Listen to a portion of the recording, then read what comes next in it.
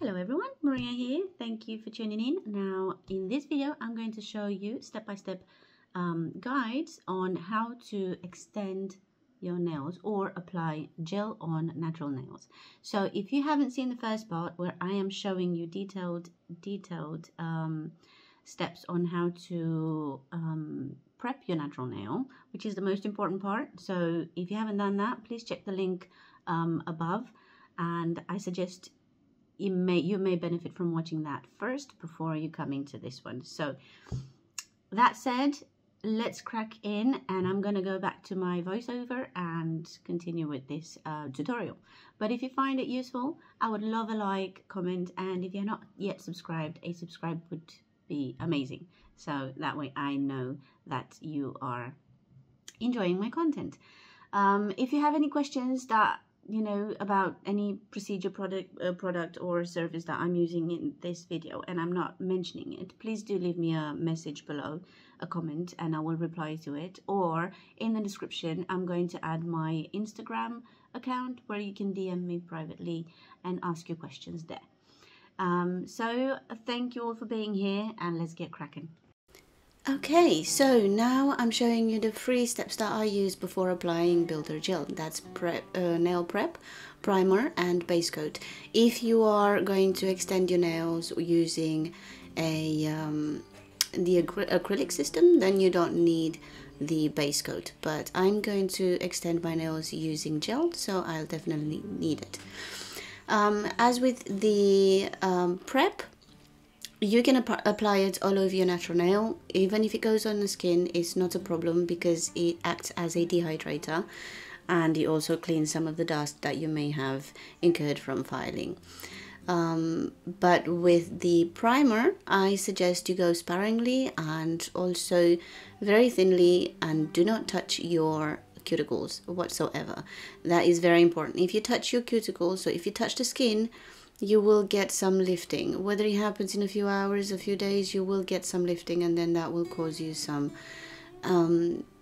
extra filing when you have to redo it or fix it. So I'm showing you here, I am doing sparingly. There are 2 types of primers, and one is acid and non-acid, so acid free.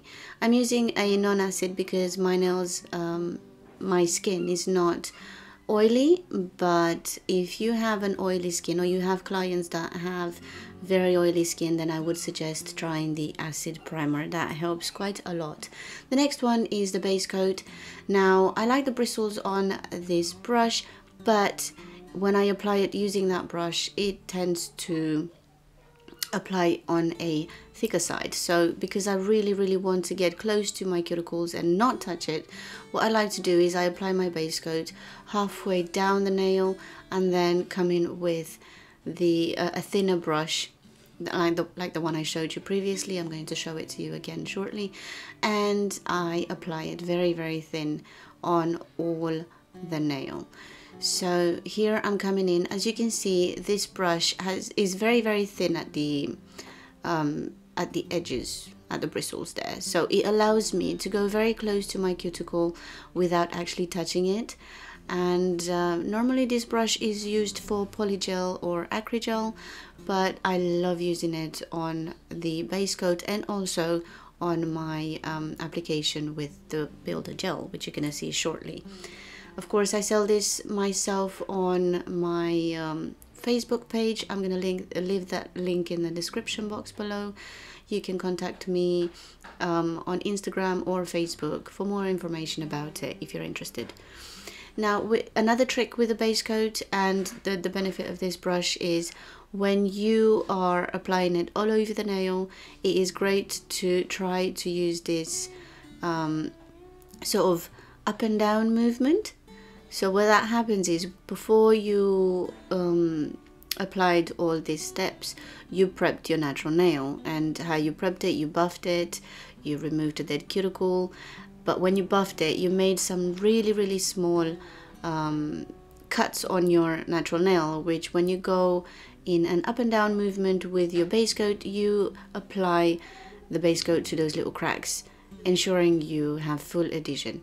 Now with my form here, I'm just showing you a really quick way to apply it, and that's pinching it at the edge and then sort of pushing it under your skin. See if that's alright, then stick it together and then try and stick it on your finger and continuing on from then by touching these flappy bits at the end. I don't know what you call them, but you know what I mean. After I tuck it in really well, so it needs to be very stuck onto your finger, not moving not moving at all, to be honest. And now you're looking on sides, on all sides, to see if there's any sort of gap between your natural nail and the form.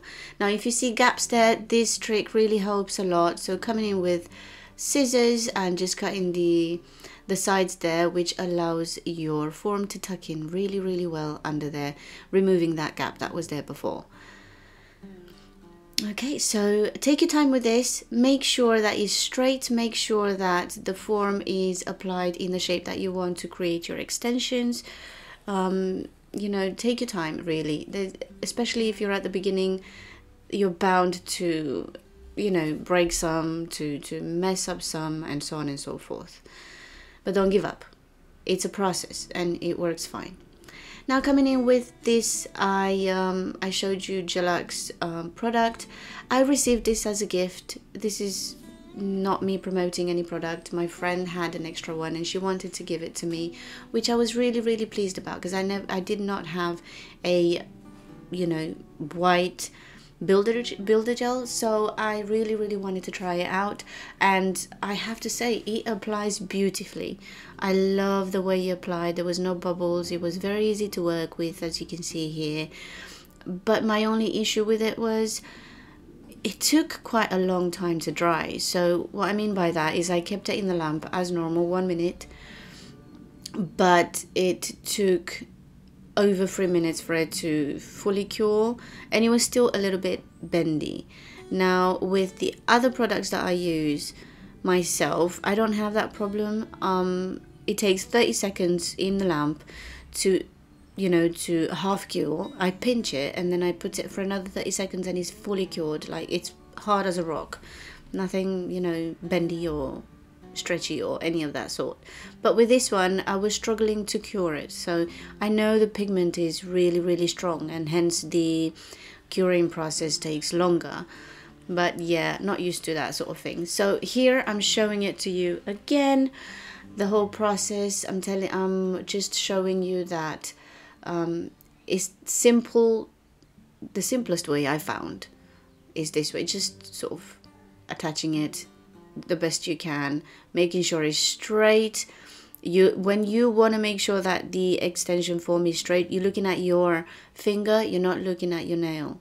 You go from your finger, making sure that it's straight as your finger is sort of going in that same direction, if you understand what I mean. It's a little bit more difficult to explain this, but yeah, as you can see here, I've attached it, and then I'm coming in with the you know, the small scissors and cutting them on side to make sure that it's tucked really well under my natural nail, because I do not want to have a gap between my natural nail and the builder gel. The builder gel is on a runnier side, so it will definitely go under and cause you some you know, annoying behavior. Anyway, I'm showing you here how well I pinch it, and then I'm coming in with my Milky White from Nails. I sell this as well, and I'm showing you the consistency of it. It's more like a how should I call it, jelly? Yeah, maybe I should call it more like jelly butter, something like that. So it's not runny. It stays in one place where you put it for quite a while. But if you want to make it runnier, then you just sort of move your brush in a circular motion, and do not remove that brush from the gel. You've got to keep that brush intact with the gel. That way you are ensured less bubbles or no bubbles at all. So as I said, take your time, look at the form, look at the extension, think about the shape you want to create, and go with that. I mean, it doesn't have to be perfect. You will come in and file it at the end. It's just you know, the process of shaping it in the best you can gives you more practice. In a way, you know, you have the practice to maneuver that gel in a certain way that you want. And I will let you continue with this, and then I'm coming back with another one. Oh, just wanted to mention, this design was not meant to be an ombre design, so in case someone is wondering, no, it wasn't supposed to be an ombre. What I wanted a sort of white background. So under my nails I wanted it to reflect white, and above it I wanted to reflect sort of milky bath effect using the white and the pink that I'm going to show you shortly. But anyway, I'm going to continue to show you this process just in case you need some more. Okay, you need some more sort of visual understanding of the movements or something like that. But if you want to skip, go ahead and skip. As you can see here, I've applied a little bit too much gel, so I'm removing some and then continuing on with pushing it or pulling it and adding it in the places I need it. Okay, I know I was going to leave you guys to watch this, but I do need to stress out the importance of the stress points of your nail. Now, the side walls right at the edge of your nail, your natural nail, they're the stress points, right? So you need to make sure you've got enough coverage over there, enough product, because if you don't, then they will pop off. They will cause lifting, they will cause some pain to your client or yourself, especially when doing longer nails. So the stress points are very, very important. Okay, so now we are coming in with two different pinks, to call it like that. One is very sheer, which is the Baby Boomer, is quite translucent, transparent, and the other one, the Piggy one, is a more opaque. So what I decided to do is use the Piggy, because I did mention I didn't want an ombre design, I wanted something different, which you're going to see shortly. And this being more pigmented, it's not, you can't see through it. Anyway, so I decided to go with that. Now I'm coming in with my brush, which is the one that I talked to you about, which is great for polygel and acrygel, but it's also perfect, and I love to use it for my base and also my gel application, which is this one here. Of course, I've got two of the same one, so I'm not using the one I used for my base, I'm not using it on my gels. And going forward, I am grabbing a small blob, a small bead of gel, and I'm applying it very, very thinly on all the nails. So that's my natural nail and the extension I created. The reason for this is it acts as a slip layer for your actual you know, gel bead that you're coming with, so the one that you create the apex with. This acts as a slip layer, so it moves that gel easier in the places it needs to be. It also helps with the adhesion. Believe me, I have tried different methods, and this definitely helps more with the adhesion than all my other ones. So after I apply that, I'm coming in with a blob. Now with gels, one thing you need to know is that it's on a runnier consistency, but if you're in a room that is cold or colder, then you are bound to get the gel on a harder level. So there's two ways you can go about this. One, you can move your brush in a circular motion with the gel attached on your nail, and then that way the gel sort of loosens up and becomes more runny. Or two, you can just pop it on top of a heater and it will just start being runnier very, very quick. A couple of seconds will do the trick. But also, if you're in a hot room and you need a gel to not be so runny because, well, you're at the beginning, you're still training, and you find it that the gel moves a lot faster than you can move your hands, then just pop it in the fridge for a couple of seconds and then it will harden it a little bit for you. That's you know, the trick that works really, really well. So this over here is very easy to apply because of that slip layer that you've applied first. So it's really easy to move the gel, maneuver it and place it where it needs to go, and it will literally do that for you very quickly and easily. This process is also very good when you want to do the no filing routine. It may take some practice working on with the gel, but it's definitely worth it. So the no filing routine is when you perfect your gel application in a certain way that doesn't need the filing, you know, the extra bulky side filing. You just need to buff it and you're done. Probably not even the buffer, it depends on your work.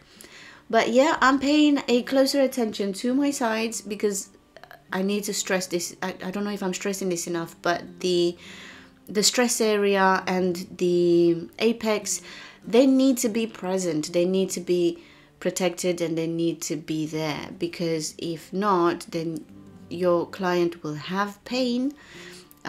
Your client can rip off that nail, it may harm or damage their natural nail as well, and you don't want that. So extra attention on those parts is essential and a must. So I'm just going to show you the process again. I'm going extremely slow. So you guys, you know, YouTube, if you didn't know this, YouTube has one of those speed options where you can make me go faster or slower.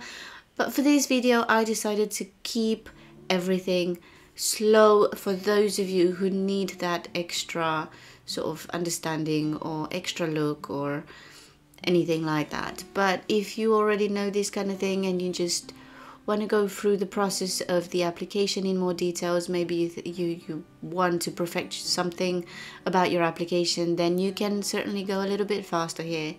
But as I mentioned before, this is a beginner friendly tutorial, a step 2. So if you haven't checked out the first step, which is the natural nail prep, to learn how to prep like a pro, then check that video out. That is a game changer for you.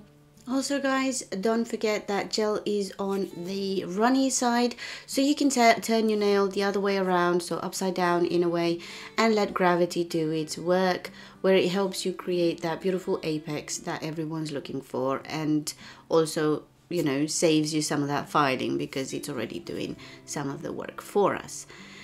We are at the end of this video. I know, if you've waited this long, really appreciate it, and I'd love to know it in the comments. And also there's a third part on this where it's all about the filing routine, so check that out. It depends on when you watch this video, but it comes after this video. So if you watch it in a couple of months after I've uploaded it, then definitely check that out because it's definitely going to be there. So this is the final result. As I said, it doesn't matter how you end up doing the extension because the filing will do the rest. So see you guys next time. Bye.